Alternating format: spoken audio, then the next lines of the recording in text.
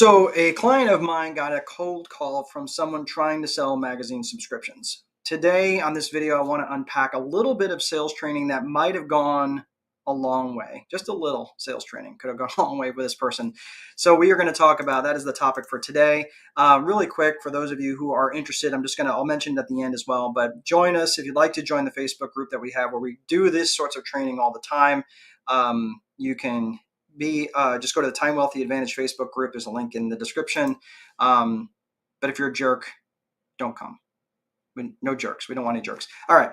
So the interesting thing about this call was that this woman, and I'm not going to put any names out there. I'm not trying to publicly shame anybody, but this person clearly needs some help because they had been trying to cold call, trying to get in contact with my client, and he'd been sending her to voicemail over and over and over. Well, finally he decided, you know what, I'll just take the call and see what this offer is about. So before he really even gets a word in edgewise, she goes straight into the offer.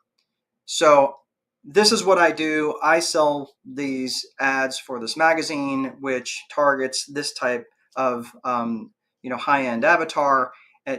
Probably didn't use the word avatar, but high-end clientele. And this would be a great place for you to advertise, and just basically just word vomited all over him. And before he really even got a word in edgewise, she's already just kind of throwing up all sorts of this offer and why this would benefit him, and really not even having a conversation. So him recognizing, and him being, getting a lot of training from me, he had recognized pretty quickly like how bad this was.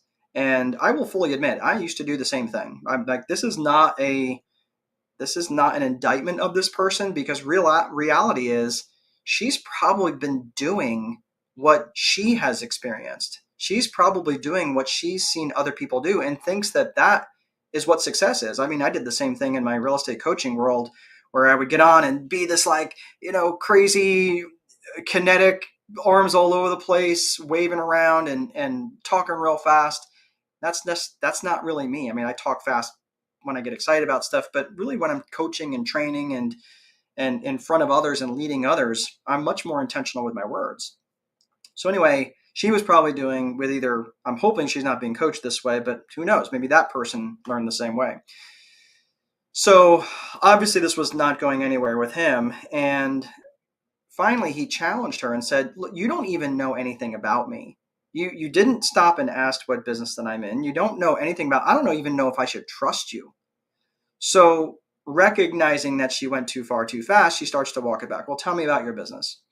So he obviously now trust is at a very low point here. So he's kind of metered and measured in terms of what he wants to share with her, because now he doesn't want to be sold.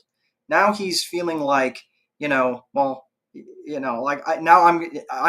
to do the sale for you. You've already kind of blown this out of the water. So he shares a couple of data points, but nothing too crazy.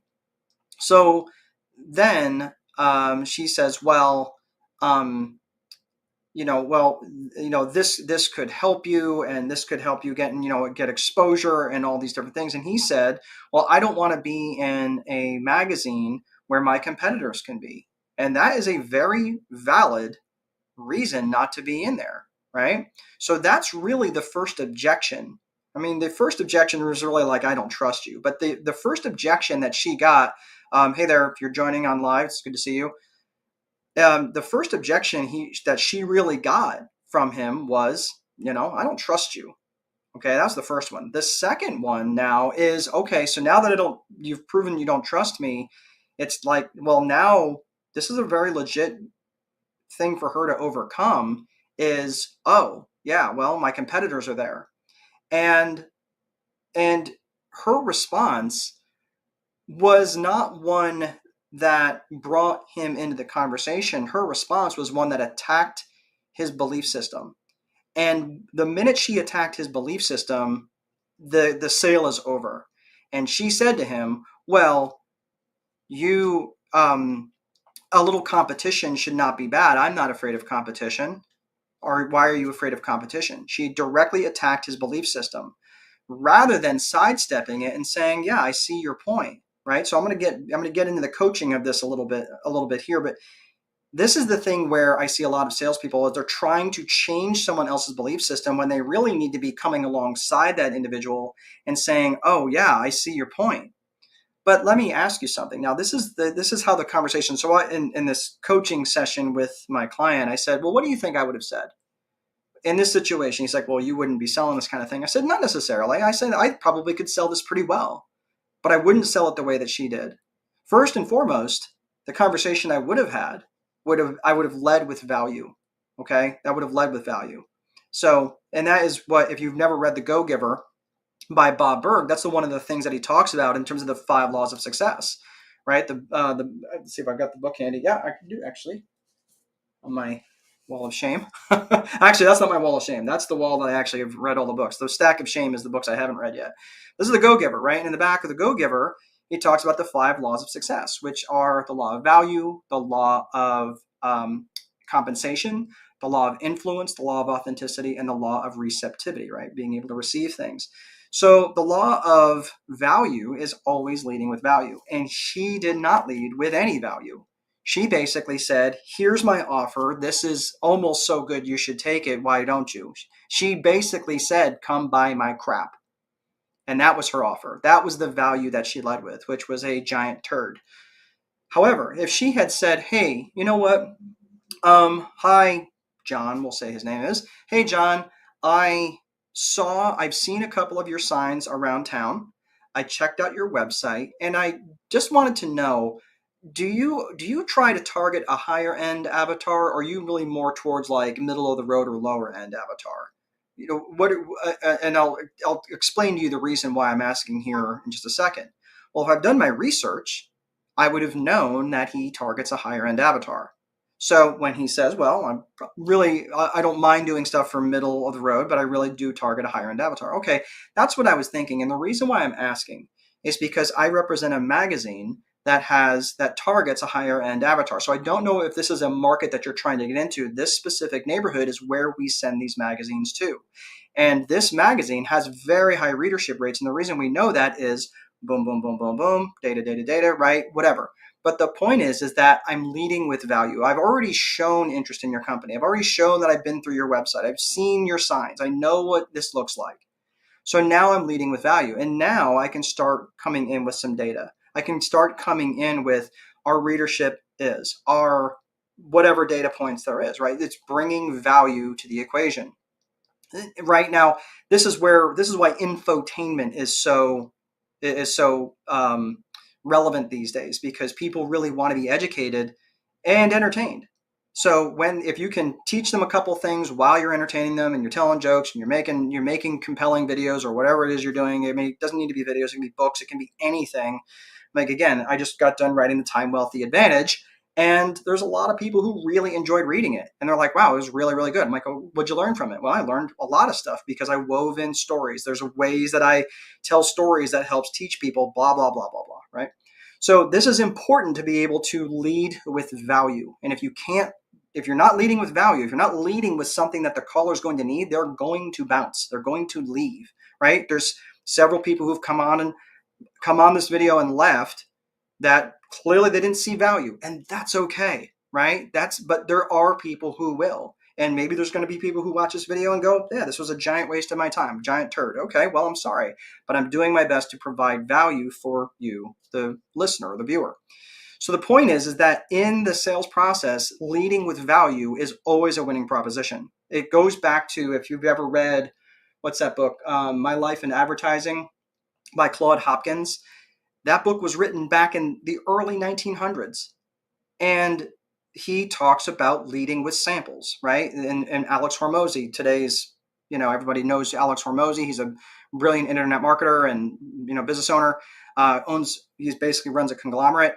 And he famously said that the market judges you by what you give away for free. Same thing Claude Hopkins said over 100 years ago, is that the market judges you by your samples. So again, that is leading with value. So again, if she's leading with value and says, hey, look, This is something that I have noticed with contractors in your space or businesses in your space or whatever it is in your space. This is why this would be really important. Now let's go back to the thing that he had said. The first the first objection was basically like, I don't know you, I don't trust you. The second objection was, I don't want to be in the same magazine as my competitors. Now this is where a good salesperson would know to pivot and to step alongside them and say, you know what, you're absolutely right, and I don't want you to compete. I don't want you to be exactly like the people who will do things similar to what you do. But let me ask you, John, do you have, tell me a little bit more about your business, and let's figure out a way to differentiate yourself in your marketing. Because the reality is, if you can't differentiate yourself from the other people who are going to run ads in my magazine, no offense, I don't want you. Because the reality is, I don't want you because you're not going to get the results that you want, and then you're going to think I'm a bad person, and you're going to leave. You're going to tell everybody else I'm a bad person, right? That I can't deliver. Now, notice what I did there. Notice what I did there. It's a slight takeaway, right? Tell me a little bit about more yourself, because if you can't differentiate yourself good enough in the marketplace, like you're probably, let's think of that value triangle, right? That marketing triangle where you're delivering on price, quality, or speed, or basically service. Are you the quickest? Are you able to do this in the shortest timeline? Are you able to have the highest quality, or are you the cheapest price? Somewhere in there, right? Are you the expert at putting on roofs? Are you the expert at putting on electric generators? Whatever it is. Are you the expert at putting in tile backsplashes? Whatever the thing is, right? Where are you differentiating for yourself from, so that the other people or your competitors they're not competing in, they're not going into that space because you own that space. So that's where I'm saying, like, how can you differentiate yourself? Now, once I have asked that question as a salesperson, so let me just reiterate here. Hey, tell me how you are different. Tell me how you're different in this space. Now, what have I done?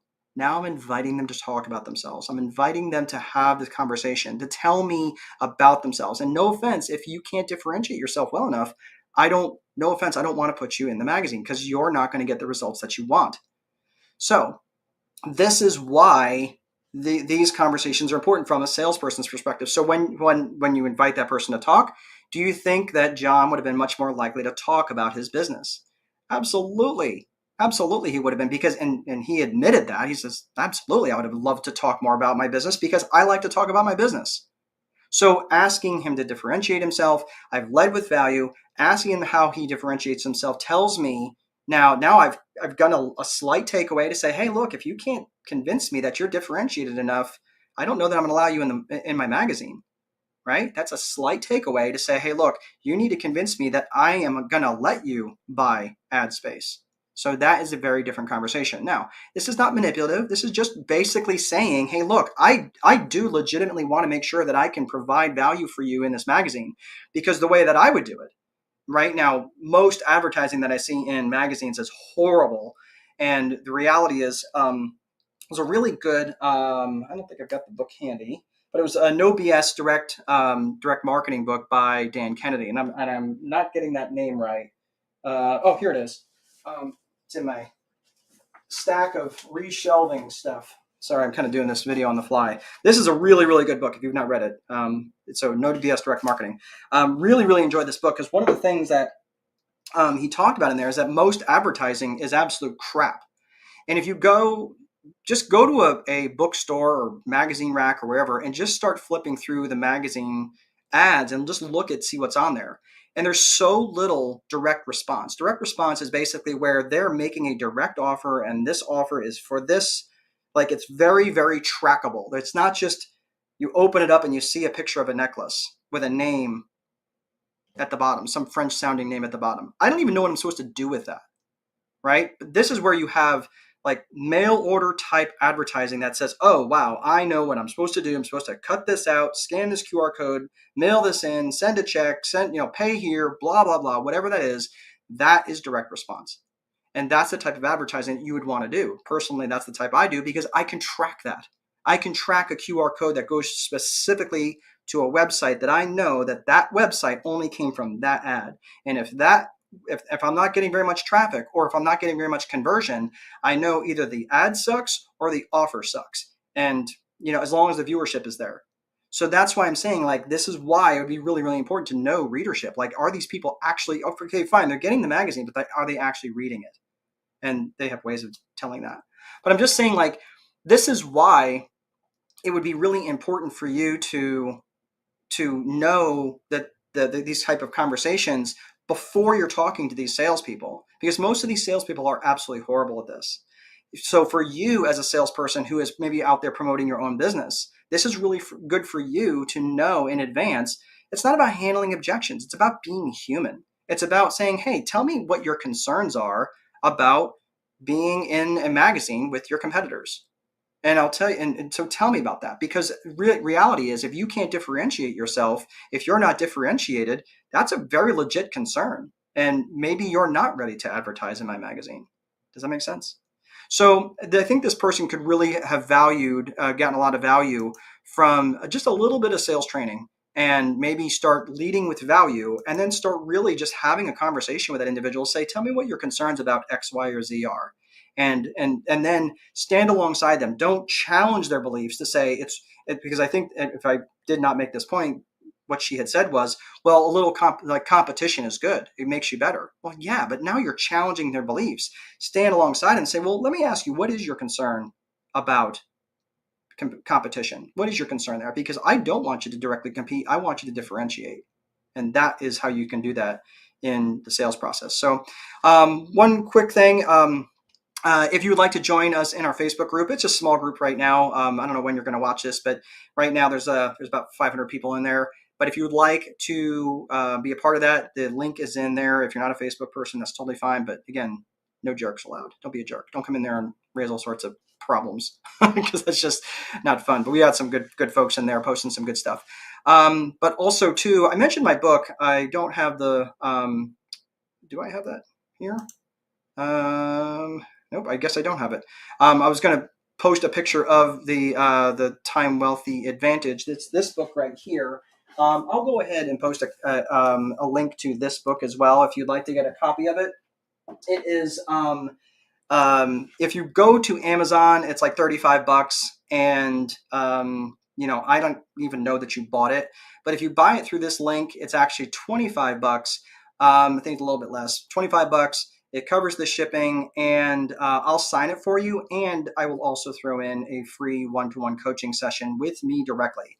So if you are interested in that, by all means, go ahead and click on that link, and I will get that book in your hot little hands. So have a great rest of your day. We'll see you guys next time.